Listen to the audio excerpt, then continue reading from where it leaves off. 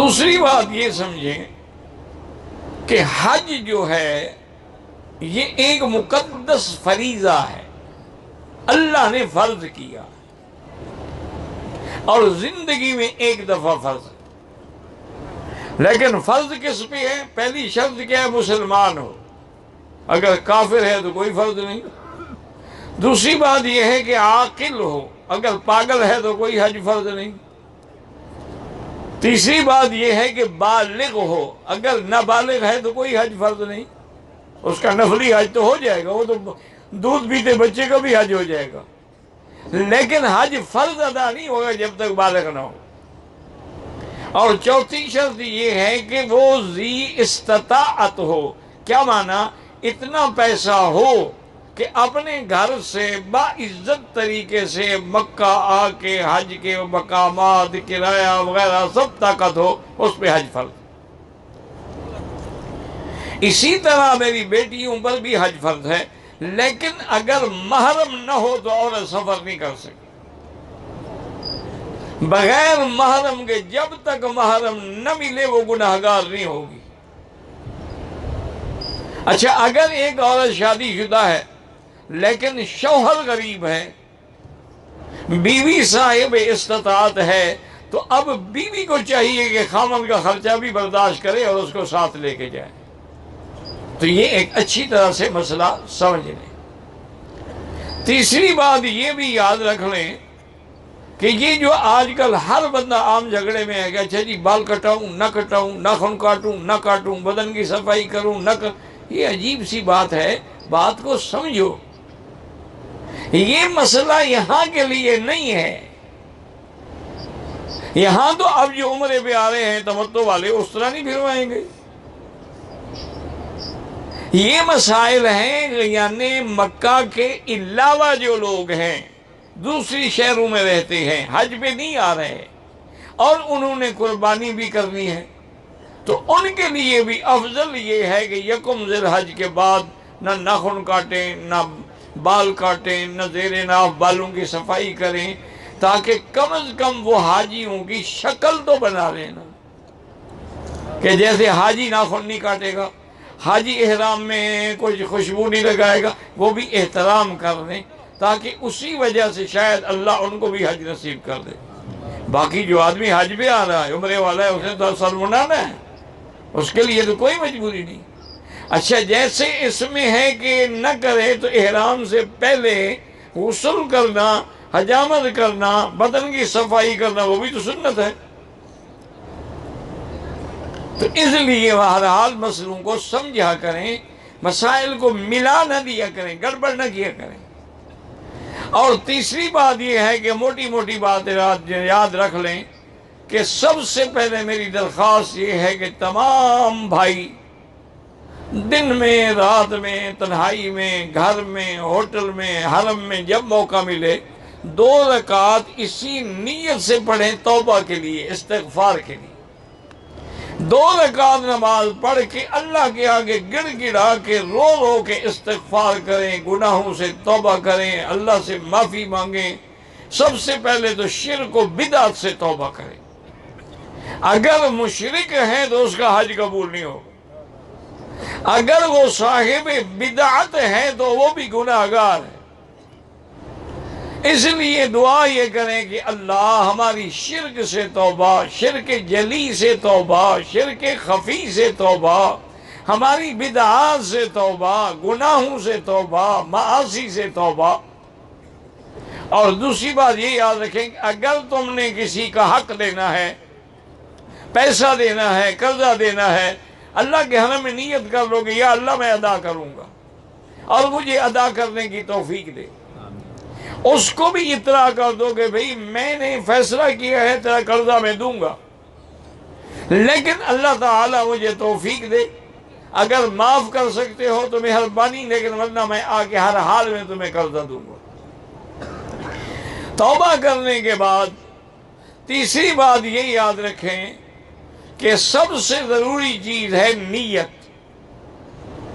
اگر حج پہ جا رہے ہو اور نیت نہیں ہے تو حج نہیں ہوگا۔ اور نیت یہ ہے کہ دل میں نیت، اب جو بھی آ رہا ہے حج کے لیے آ رہا ہے، نیت ہے تو آ رہا ہے نا، تو انشاءاللہ نیت تو ہوگی، لیکن زبان سے بھی کہنا چاہیے۔ اب زبان میں کوئی ضروری نہیں ہے کہ آپ عربی میں کہیں، آپ اپنی زبان میں کہیں یا اللہ میں حج کی نیت کرتا ہوں، یا اس کے بعد لبیک بحجۃ، یا میں صرف عمرے کی تو لبیک بعمرۃ، یا دونوں کی تو لبیک بحجۃ وعمرۃ، یا اللہ میں صرف عمرے کی نیت کرتا ہوں، یا میں صرف حج کی نیت کرتا ہوں، یا حج اور عمرے دونوں کی نیت کرتا ہوں۔ تو نیت بڑی ضروری ہے، نماز میں بھی نیت، طواف میں بھی نیت، صفا مروہ میں بھی۔ ایسے کوئی بندہ سارا دن دوڑتا ہے کوئی فائدہ نہیں، ایسے سارا دن طواف کعبے کے چکر لگاتا رہے، نیت ہی نہیں کی تو کوئی فائدہ نہیں۔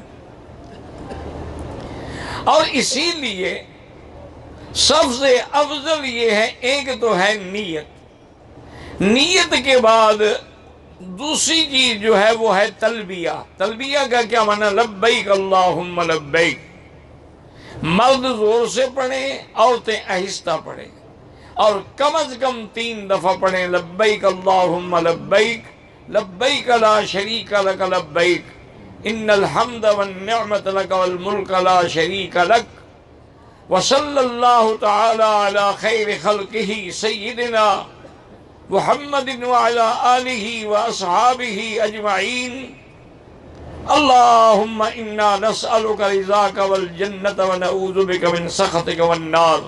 یا اپنی زبان میں کہہ رہے ہیں، یا اللہ ہمیں اپنی رضا نصیب فرما، اپنی ناراضگی اور جہنم سے نجات عطا فرما، اپنی زبان میں مانگ۔ اور لبیک تمہارا ترانہ ہے، اور یہ ایسا ترانہ ہے کہ میرے آقا رحمت دو جہاں جب مدینہ منورہ سے احرام باندھ کے اپنے حاجیوں کے ساتھ، صحابہ کے ساتھ تشریف لا رہے تھے، جب حضور حلیفہ سے، ابھی ذی الحلیفہ سے نکلے، آگے تھوڑی سی چڑھائی آ جاتی ہے، اس چڑھائی پہ پہنچے تو جبریل آئے، انہوں نے کہا اللہ تعالیٰ فرماتے ہیں کہ اپنے ساتھیوں سے کہہ دو کہ زور زور سے لبیک پڑھیں، کہ اللہ تعالیٰ کو ان کا یہ ترانہ جو ہے وہ بڑا پسند ہے۔ تو اب حضور نے حکم دیا، حالانکہ ہر ذکر آہستہ کرنا چاہیے، لیکن لبیک ایسی چیز ہے کہ جس کو زور زور سے پڑھا جائے۔ اور یہ بھی حدیث مبارک میں ہے کہ جب آپ لبیک کہتے ہیں، آپ کے سامنے جتنے درخت ہیں، ٹیلے ہیں، ریت ہے، کوئی ذرہ ذرہ جو ہے وہ بھی کہتا ہے آپ کے ساتھ لبیک اللہم لبیک، لبیک لا شریک لک لبیک۔ تو اب ایک چیز ہے احرام، نیت اور لبیک۔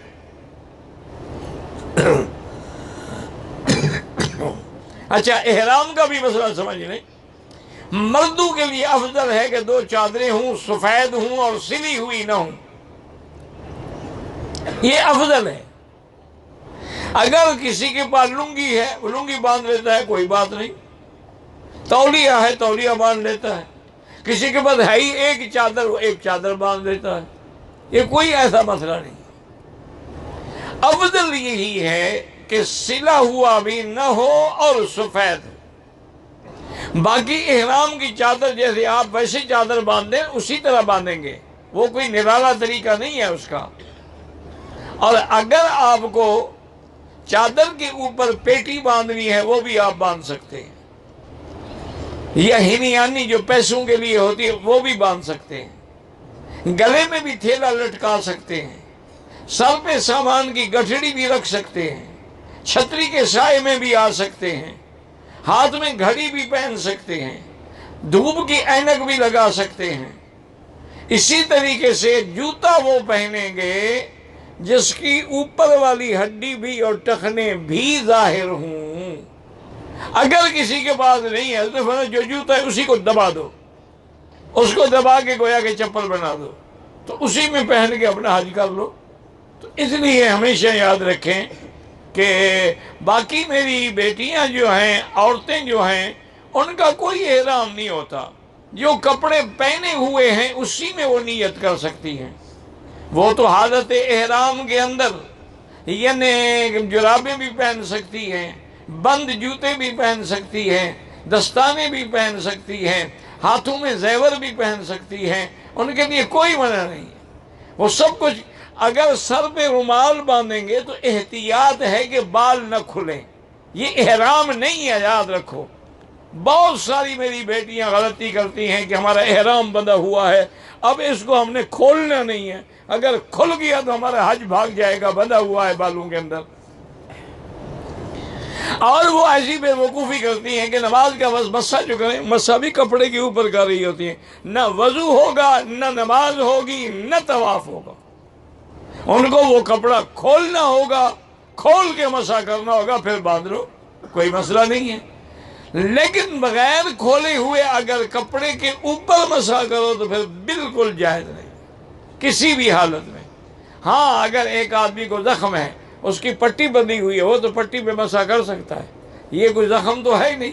یہ تو احتیاط ہے کہ عورتوں کے بال جو ہیں کھلے نہیں، عورتوں کے بال بلا وجہ بکھرے نہیں، ہوا ہوتی ہے تیز، کبھی کبھی تیز آندھی چل پڑتی ہے، تو احتیاط ہے۔ باقی جو کپڑے عورت نے پہنے ہوئے ہیں وہی اس کا احرام ہے، اسی میں نیت کرے گی، اسی میں لبیک پڑھے گی۔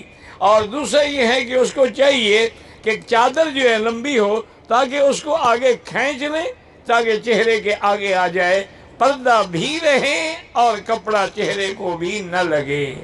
اسی لیے کہ صحیح روایات میں ہے، بی بی عائشہ صدیقہ رضی اللہ تعالی عنہ فرماتی ہیں، اذا ہذین الرجال، اگر ہم دیکھتے کہ مرد قریب آ رہے ہیں، سدلنا علی وجوہنا، ہم اپنے چہرے پہ کپڑا لٹکا دیتے تھے، اور جب مرد دور چلے جاتے تھے ہم کپڑا ہٹا دیتے تھے۔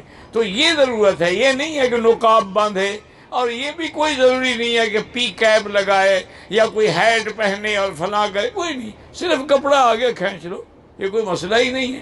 اور جب خیمے میں عورتیں بیٹھی ہوئی ہیں، اس پردے کی بھی ضرورت نہیں ہے۔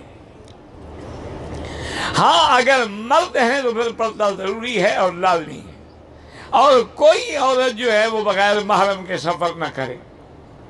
اور دوسری بات یہ بھی یاد رکھیں کہ مرد ہو، عورت ہو، بوڑھا ہو یا بچہ ہو، اس کو کم از کم 50-100 ریال دے دیں جو اس کے پاس ہو، تاکہ اگر کہیں بچھڑ جائیں تو وہ کہاں سے پانی مانگے گا، وہ کس سے پانی مانگے گا، وہ بھیک مانگتا پھرے، اس کے پاس پیسے ہوں اپنا پی لے۔ اسی طرح سے عورت کے کپڑے پہ بھی، مرد کے کپڑے پر بھی مکتب نمبر بھی لکھ دیں، اور یہ بھی لکھ دیں کہ مینا میں آپ کا روڈ نمبر کیا ہے، اور عرفات میں روڈ نمبر کیا ہے، اور خیمہ نمبر کیا ہے۔ اگر بھول جائیں، کوئی پولیس والا ہے، اسکاؤٹ ہے، اس کو دکھائیں، وہ فوراً آپ کو پہنچا دیں گے، کوئی فکر کرنے کی ضرورت ہی نہیں، کوئی ڈرنے کی ضرورت نہیں۔ اسی طرح جب حرم میں آئیں طواف زیارت کے لیے، یا ویسے بھی آپ آتے ہیں، تو خواتین سے ایک جگہ مقرر کر لیں کہ بھئی آگے ہوں، پیچھے ہوں، بچھڑ جائیں، گیٹ نمبر فلاں کے باہر آگے بیٹھ جاؤ، وہ کبھی گم نہیں ہوگی۔ آج کل تو خیر گم نہیں ہوتی، آج کل تو سب کے ہاتھ میں ٹیلی فون ہے، ماشاءاللہ، ٹیلی فون ہے، ویڈیو ہے، آڈیو ہے، کیمرے ہیں، تصویریں بن رہی ہیں۔ خامند البتہ گم ہو جائے تو ہو سکتا ہے، بیوی نہیں گم ہوتی۔ اب میرا ایک دوست تھا، میں نے کہا جدے میں جا رہا تھا، تو میں نے کہا یار میرے ساتھ چلتے ہو جدے، حج کے دن تھے، انہوں نے کہا چلتے ہوں لیکن 2 منٹ ٹھہر جائیں، میں بیوی کو حرم میں کسی خاص جگہ بٹھا دوں، کیونکہ پھر میں جب واپس آؤں تو بیچاری بھول کے کہیں میں گم نہ ہو جائے۔ میں نے کہا ٹھیک ہے، وہ بٹھا کے آ گیا، واپس آیا، کہنے لگا جی میں نے اس کو سمجھا دیا۔ میں نے کہا یار فکر کیوں کرتے ہو، یہاں تو ہر چیز کا 1 لاکھ ملتا ہے، بیوی گم ہو گئی تو 1 لاکھ بیوی ملے گی، تم کیوں غم کرتے ہو۔ خیر جدے سے واپس آ گئے، وہ حرم گیا، واپس آیا، کہتا ہے جی وہ اسی جگہ بیٹھی ہے، ستون ہل گیا، میری بیوی نہیں ہلی، مجھے لاکھ نہیں ملتی، مجھے وہی کافی ہے۔ تو اس لیے ہمیشہ یاد رکھیں، ہر عورت ہو یا مرد، اس کے پاس پیسے ہونے ضروری، ہر چیز پیسوں سے ملتی ہے، کھانا ہوٹل کھلے ہوئے ہیں، پانی ہے، ہر چیز موجود، کوئی ضرورت ہی نہیں، تاکہ اگر خدا نہ خواستہ وہ الگ ہو جائے تو کہاں جائے۔ آپ دیکھیں گے عرفات میں، مزدلفہ میں کئی عورتیں بچھڑ جاتی ہیں بیچاری، ان کو پتہ ہی نہیں لگتا کہ خیمہ کہاں ہے۔ میں آپ کو اپنا واقعہ سنا تو میں حج پہ گیا، مفتی محمود صاحب رحمۃ اللہ علیہ بھی میرے ساتھ، ہم بس میں بیٹھے ہوئے تھے، عرفات میں آ گئے تو بسیں جام ہو گئی، تو اب بس میں بیٹھے بیٹھے میں تنگ آ گیا، تھک گیا، تو میں نے کہا کہ میں اتر کے پیدل چلا جاتا ہوں خیمے تک، ضروری ہے کہ بس میں پھنسا رہوں۔ مفتی صاحب نے مجھے منع کیا، فرمایا بیٹا مت اترو، کیا کر رہے ہو؟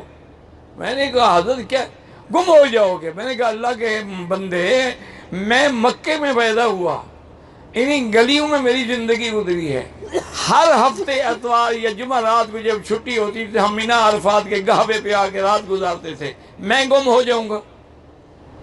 انہوں نے کہا اچھا تمہاری مرضی ہے۔ آپ یقین کریں میں اترا، کوئی 10 منٹ میں چلا ہوں گا، اتنی گرمی شدید تھی کہ میرے دماغ نے کام کرنا چھوڑ دیا۔ اب مجھے خود پتہ نہیں لگتا کہ میرا مکتب نمبر کیا ہے اور خیمہ کدھر ہے، اور میں شرم سے کسی سے پوچھتا بھی نہیں کہ میں تو یار جاننے والا آدمی ہوں، کیا کہیں گے لوگ۔ آخر مجبور ہو کہ میں نے ایک پولیس آفیسر کو کہا کہ میرا مکتب نمبر فلاں ہے، میں پریشان ہوں، ڈھونڈ سے کہا یہ دیکھو یہی تو مکتب ہے جس کے سامنے کھڑے ہو، تم ڈھونڈ کیا رہے ہو؟ تو اس وہاں جا کر بعض اوقات گرمی کا اتنا زور پڑتا ہے آدمی کا دماغ کام چھوڑ دیتا ہے، بھول جاتا ہے آدمی۔ یہ بہادری نہ کریں کہ ہم بھولیں